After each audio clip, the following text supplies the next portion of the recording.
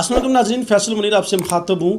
آج مظفرآباد کے اندر ایک بہت بڑا احتجاج ہوا، بے شمار لوگ سڑکوں پر آ گئے، اور یہ احتجاج جو ہے وہ اس کی بنیادی وجہ کیا ہے؟ اصل میں جو سٹوری ہے وہ یہ ہے کہ تھوراڑ کے اندر، تھوراڑ چونکہ پونچھ کا ایک گاؤں ہے، وہاں کے اندر ایک چھوٹا سا احتجاج ہوا، اور اس احتجاج کا جو بنیادی مقصد تھا وہ بجلی بلات کے خلاف تھا۔ جو ناجائز ٹیکسز ہیں بجلی بلات کے اندر، اس کے اوپر حکومتی ترجمان نے ایک غیر سنجیدہ حرکت کی اور کہا کہ تھوراڑ کے اندر ایسا کوئی احتجاج نہیں ہوا، اور وہ احتجاج پھیلتے پھیلتے پونچھ تک پھیل گیا، اور وہ احتجاج جب ایک تحریک بن گیا اور اب وہ مظفرآباد تک پہنچا، بلکہ پوری ریاست کے اندر وہ احتجاج پہنچ چکا ہے۔ اس احتجاج کی جو بنیادی وجہ ہے جو آج مظفرآباد کے اندر ہوا، وہ بے شمار لوگ جو ہے وہ اس بات سے آگاہ ہیں۔ 15ویں ترمیم ٹورزم پالیسی، بجلی بلات پر ٹیکسز کے خلاف جو ہے وہ یہ احتجاج تھا، اور آج مظفرآباد کے اندر جو احتجاج ہوا، شاید حکومت کو بھی اس بات کا اندازہ نہیں تھا کہ اس حد تک جو ہے وہ لوگ باہر نکل آئیں گے۔ طلباء سے لے کر تاجران تک، اور تاجران سے لے کر ٹرانسپورٹرز تک، اور سول سوسائٹی کے لوگ بڑی تعداد میں آج سڑکوں پر موجود تھے۔ سخت رد عمل تھا عوام کی طرف سے تحریک انصاف کی حکومت کے خلاف، اور موجودہ وزیر اعظم کے خلاف اور ان کے ترجمان کے خلاف شدید رد عمل تھا۔ اس کے علاوہ ان کے ہاتھوں میں جو پینافلیکس تھے، جو بینرز تھے، جو پمفلٹ وغیرہ تھے، اس کے اوپر بھی بڑے نازیبا قسم کے الفاظ تھے، یعنی کہ یہ سخت رد عمل تھا حکومت کے خلاف، حکومتی جو ترجمان ہیں ان کے خلاف، اور اس سسٹم کے خلاف۔ یوں لگتا ہے کہ سردار تنویر الیاس صاحب جو موجودہ صورتحال کو سمجھنے سے قاصر ہیں۔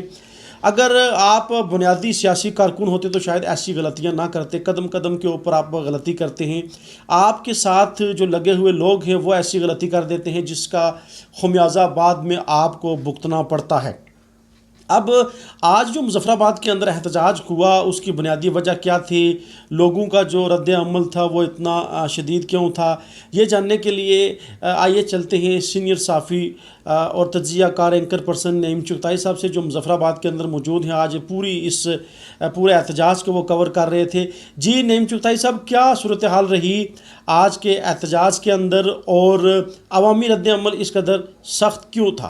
کہ اگر آپ آج کے مظفرآباد کے لاک ڈاؤن کی صورتحال یا شٹر ڈاؤن کی صورتحال دیکھیں، اور گزشتہ دنوں جو پونچھ میں ہوا اس کی صورتحال دیکھیں، منگ میں 7 دن روڈ بند رہی ہے، گورنمنٹ بالکل بے بس تھی۔ آپ اس کو سیول کرفیو کہہ سکتے ہیں، سیول کرفیو لگا رہا اسٹیٹ میں ایک حصے میں۔ پھر وہی آج پریکٹس آپ اس کو کہہ سکتے ہیں، یہ اس کی پریکٹس ہوئی۔ اوورآل ہم چونکہ جرنلسٹ ہیں، ہم اس کو کنفلکٹ میں نہیں کر سکتے، جو جرنل اوپینین ہے وہی دے سکتے ہیں۔ تو کسی ایک بندے کی کال کے ساتھ یہ کامیاب نہیں ہے۔ اس میں پہلی دفعہ ہم نے یہ دیکھا ہے کہ لوگ پولیٹیکل پارٹیوں اور دیگر چیزوں سے ہٹ کے لوگ خود نکلے ہیں، اور انہوں نے ایکشن کمیٹی یا اس کا جو نام ہے کہ غیر متنازع اور نئی نام سامنے لا کے انہوں نے پوری طرح سے عوام نے اپنے کنٹرول میں رکھا ہے ساری چیزوں کو ابھی تک۔ یہ دوسرے لفظوں میں آپ ایک کھلا قسم کا ریفرینڈم بھی کہہ سکتے ہیں، جو ان ارباب اختیارات یا ان کارنرز کے لیے پوکنگ ہے یا ان پہ نوک ہے کہ ان کو ایک ریفرینڈم کے طور پہ پتہ چل گیا کہ عوامی ووٹ میں فرق کیا ہے۔ یہ معاملہ شروع کیسے ہوا؟ تھوراڑ کے اندر، تھوراڑ ایک بیسیکلی آزاد کشمیر کے اندر ایک بہت چھوٹی سی جگہ ہے، اگر اس طرح سے دیکھیں کشمیر کے جغرافیے کی حیثیت سے۔ تو تھوراڑ ایک بہت چھوٹی سی قصبہ آپ کہہ لیں اس کو، میں چند دکانوں پر مشتمل، وہاں پہ چند لوگ احتجاج کرتے ہیں بجلی کے بلات پہ ٹیکسیز کے خلاف۔ جب وہ احتجاج کرتے ہیں تو وہاں پہ پولیس پہنچتی ہے، اور جیسے ایک روٹین کا لاٹھی چارج یا جو کچھ ہوتا ہے، جیسے عام روٹین میں کسی بھی جگہ آپ کہہ لیں مظاہرے ہوتے ہیں اور پھر وہاں پہ پولیس پہنچتی ہے، تو چھوٹی موٹی جو ہاتھم پائی ہوتی ہے وہاں پہ وہ ہوا۔ اصل جو جس جلتی پہ تیلی کا یا آگ کا کام کیا، وہ برننگ پوائنٹ تھا کہ جب وہاں پہ تھوراڑ میں مظاہرہ ہو رہا تھا اور پولیس اور مظاہرین کے درمیان ہاتھا پائی ہوئی، چند لوگ زخمی ہوئے۔ موقف لینے کے لیے ترجمان وزیر اعظم کو کال کی گئی، تو وزیر اعظم کے ترجمان نے کال کے جواب سے پہلے ہی اپنے سوشل میڈیا ہینڈلر پہ یہ ڈال دیا کہ تھوراڑ میں ایسا کوئی واقعہ ہی نہیں ہوا ہے۔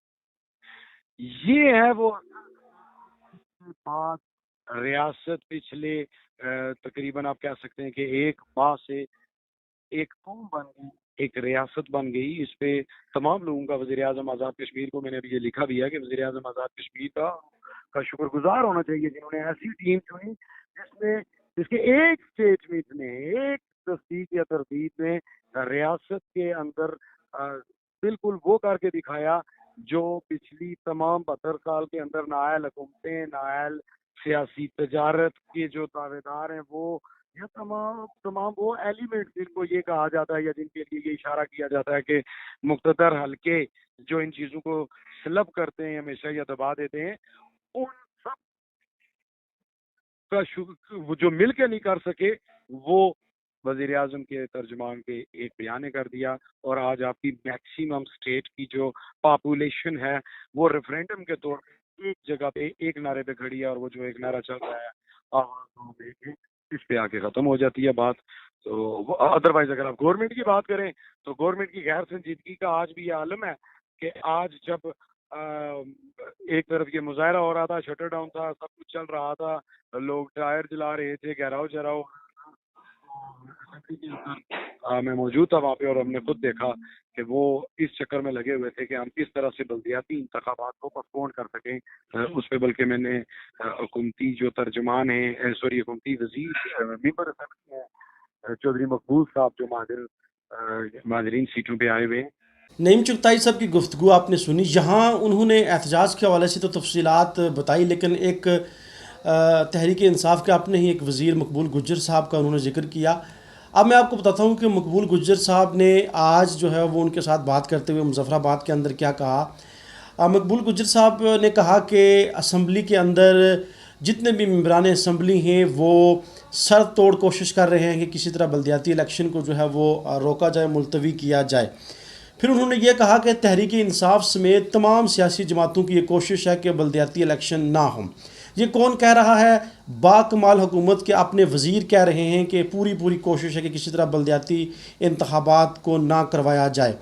پھر مقبول گجر صاحب کہتے ہیں کہ اپنے ہی وزیر اعظم کے بارے میں کہتے ہیں کہ دراصل بات یہ ہے کہ وزیر اعظم تنویر الیاس آزاد کشمیر کے اندر وزیر اعظم بننے کے اہل ہی نہیں ہیں، جس وجہ سے ہو سکتا ہے کہ بلدیاتی الیکشن جو ہے وہ ملتوی ہو جائیں.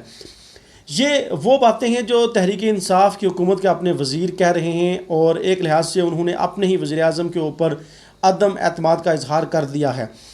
یوں تنویر الیاس صاحب جو ہے وہ ایک تو عوامی رد عمل ہے، عوامی پریشر ہے، دوسرا جو ہے اپنے وزراء جو ہے وہ ان کے اوپر بولنا شروع ہو چکے ہیں. صورتحال جو ہے وہ انتہائی نازک ہے.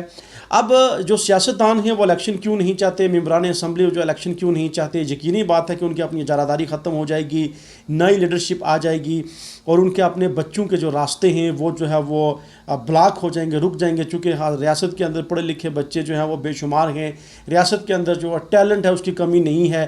جب بلدیاتی الیکشن ہوں گے تو ایک نئی نرسری سامنے آئے گی، ایک نیا ٹیلنٹ سامنے آئے گا. یوں نالائق اور نااہل لوگوں کا راستہ جو ہے وہ رک جائے گا. اس لیے ممبران اسمبلی یہ چاہتے ہیں کہ کسی طرح جو ہے وہ بلدیاتی الیکشن جو ہے وہ رکوائے جائیں. میرے ساتھ خود جو ہے وہ واٹس ایپ کے اوپر بے شمار لوگ رابطہ کرتے ہیں، بڑے بڑے پڑھے لکھے لائق اور باصلاحیت لوگ جو ہے وہ سیاست میں آنا چاہتے ہیں، بلدیاتی الیکشن لڑنا چاہتے ہیں. اور مجھے بہت خوشی ہوتی ہے جب پڑھے لکھے لوگ رابطہ کرتے ہیں، باصلاحیت ٹیلنٹڈ لوگ جب رابطہ کرتے ہیں. تو ایسے لوگ جب اس سیاسی نظام کے اندر آئیں گے، اس سسٹم کے اندر آئیں گے، تو یقیناً ایک مثبت تبدیلی آئے گی. ہمارے سیاستدان یہ نہیں چاہتے کہ پڑھے لکھے لوگ آگے آئیں، باصلاحیت لوگ آگے آئیں اور معاشرے کے اندر، پارلیمنٹ کے اندر، اسمبلی کے اندر، سیاسی نظام کے اندر ایک مثبت تبدیلی آئی. جی ناظرین، اپنا فیڈ بیک ضرور دیجیے گا. اجازت دیجیے. اللہ حافظ.